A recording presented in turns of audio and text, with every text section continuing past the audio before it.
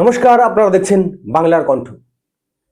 কাঁটাতারের ওপারে যখন বারুদের গন্ধ, ওপারে যখন চরম অস্থিরতা, তখন এপারে ভারতের স্বরাষ্ট্র মন্ত্রকের অন্দরে তৈরি হয়ে গেছে এক মহাপ্রলয়ের নীল নকশা। হ্যাঁ, ঠিকই শুনছেন, স্বরাষ্ট্রমন্ত্রী অমিত শাহের সাম্প্রতিক প্রতিটি পদক্ষেপ, প্রতিটি বৈঠক আর একের পর এক বর্ডার স্টেটে তার আচমকা সফর কিন্তু কোনো সাধারণ ঘটনা নয়। দিল্লির অলিন্দে কান পাতলে এখন একটাই আওয়াজ শোনা যাচ্ছে, সীমান্তে এবার হতে চলেছে এক মহা অপারেশন। আর এই অপারেশনের মূল কেন্দ্রবিন্দু আর কেউ নয়, আমাদের এই পশ্চিমবঙ্গ।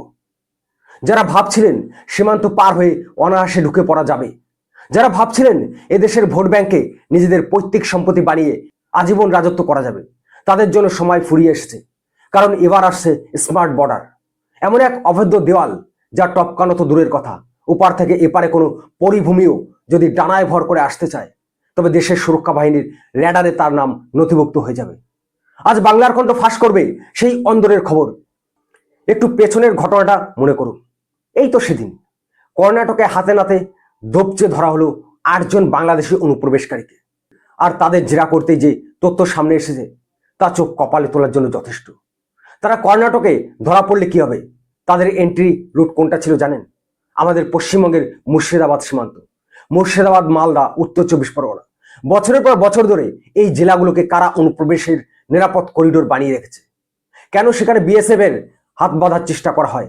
কেন সীমান্ত পাহারা দিতে গেলে রাজ্য আর কেন্দ্রের সংঘাত চরমে ওঠে?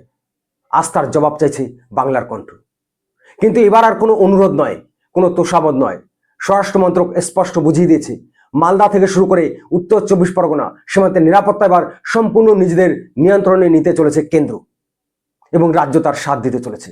বিএসএফ কে ব্যাকআপ দিতে তৈরি হচ্ছে স্পেশাল মেগা প্ল্যান, তৈরি হচ্ছে নতুন নতুন থানা।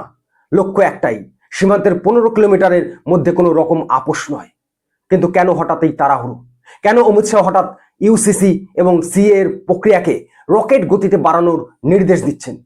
কারণ উপারে বাংলাদেশ ফুটছে, উপারের রাজনৈতিক সমীকরণ যে কোনো মুহূর্তে বদলে যেতে পারে। আর ওপারে আগুন লাগলে তার আজ যাতে এদেশের মাটিতে এসে না পড়ে, এদেশের জনবিন্যাস বা ডেমোগ্রাফি যাতে বদলে না যায়, তার জন্য এই বজ্র কঠিন সিদ্ধান্ত। এবার আসি ক্ষমতার অলিন্দের আসল খেলায়। বাংলায় যখন একদল নেতা অনুপ্রবেশকারীদের আড়াল করতে ব্যস্ত ছিলেন, তখন ক্ষমতার রাশ কিন্তু আস্তে আস্তে দিল্লির দিকে ঝুঁকছে। তৃণমূলের অন্দরে ভাঙন কি স্রেফ একটা কাকতালীয় ঘটনা? একের পর এক রাজ্যসভার সাংসদ পদত্যাগ করেছেন, আর কয়েক ঘন্টার মধ্যে বিজেপিতে গিয়ে টিকিট পেয়ে যাচ্ছেন। তৃণমূলের ঘর খালি হচ্ছে আর এনডিএর শক্তি বাড়ছে। কেন? কারণটা খুব পরিষ্কার। সংসদে এমন কিছু ঐতিহাসিক বিল আসতে চলেছে যার জন্য মোদী সরকারকে নিজেদের শক্তি বহুগুণ বাড়াতে হবে। তা সে ডিলিমিটেশন হোক বা সীমানা পুনর্নির্ধারণী হোক, ইউসিসি হোক কিংবা এনআরসি এবং এসআইআর এর মতো চূড়ান্ত নাগরিকত্ব স্ক্রিনিং হোক। দেশের সার্বভৌমত্ব রক্ষা করতে গেলে যে বিপুল সংখ্যাগরিষ্ঠতার প্রয়োজন, তার ঘুঁটি সাজানো ইতিমধ্যে স্রেফ হয়ে গেছে। আর এদিকে অবস্থা দেখুন, বাংলার বুকে যে দল 15 বছর ধরে শাসন চালাচ্ছিল, তাদের দুর্নীতির খতিয়ান নাকি এবার হোয়াইট পেপার বা শ্বেতপত্রের মাধ্যমে আমজনতার সামনে আনা হবে। কেন্দ্রীয় টাকা কোথায় গেল, কিভাবে আমফানের টাকা, রেশনের চাল আর গরিবের হকের পয়সা লুট করে নিজেদের প্রাসাদ বানানো হলো, তার হিসাব এবার পাই পাই করে দিতে হবে। বাংলার কণ্ঠ আজ স্পষ্ট ভাষায় বলতে চায়, জনগণের টাকায় যারা ফুর্তি করেছেন, তাদের জন্য জেলের দরজা এবার চওড়া হচ্ছে। অনেকে ভাবছেন নদী নালা বেষ্টিত এই বিশাল সীমান্তে কাঁটাতারের বেড়া দেওয়া তো অসম্ভব, তাহলে অনুপ্রবেশ আটকাবে কিভাবে? তাদের উদ্দেশ্যে জানাই, ভারত সরকার এবার স্রেফ লোহার খাঁচায় ভরসা রাখছে না। এবার আসছে এআই বা কৃত্রিম বুদ্ধিমত্তা, চলিত থার্মাল ক্যামেরা, মাটির নিচে বসানো হচ্ছে সিসমিক সেন্সার। কেউ যদি মাটির উপর দিয়ে হেঁটে আসার চেষ্টাও করে, তবে তার পায়ের কম্পন মুহূর্তে দিল্লির সেন্ট্রাল কমান্ড সেন্টারে অ্যালার্ট পাঠিয়ে দেবে। নদী এলাকার জন্য আনা আছে বোল্ড কোয়াইটের মতো লেজার টেকনোলজি। আর এই পুরো সিস্টেমকে পাহারা দেবে সিকিউরিটি গ্রিড, যেখানে BSF, Indian army, civil administration এবং লোকাল পুলিশ সবাই এক ছাতা নিচে এসে কাজ করবে। পশ্চিম সীমান্তে রাজস্থানের ধুধু মরুভূমি থেকে শুরু করে গুজরাটের কাচ্ছের দুর্গম হারামি নালা, যেখান থেকে পাকিস্তানি অনুপ্রবেশকারীরা আসতো, আর পূর্ব সীমান্তে আমাদের বাংলার নদীমাতৃক বর্ডার, সব জায়গায় অমিত শাহ নিজে দাঁড়িয়ে থেকে এই নিশ্ছিদ্র নিরাপত্তা সুনিশ্চিত করছেন। এটা কোনো রাজনৈতিক চমক নয়, এটা ভারতের ইতিহাসের সব থেকে বড় বর্ডার ক্লিনিং অপারেশন।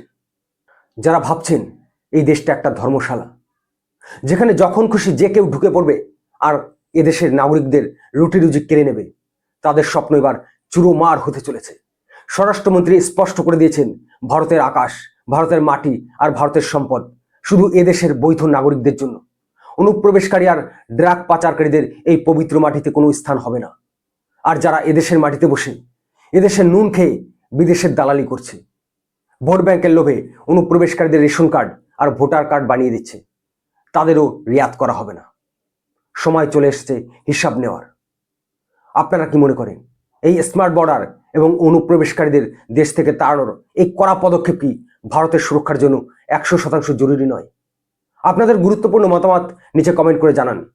বাংলার মানুষের আসল কণ্ঠস্বর হয়ে সত্যের পক্ষে দাঁড়িয়ে লড়াই জারি রাখবে এই চ্যানেল। আর দেখতে থাকুন আপনার আমার প্রিয় চ্যানেল বাংলার কণ্ঠ। আজকের মতো বিদায় নিচ্ছি, নমস্কার।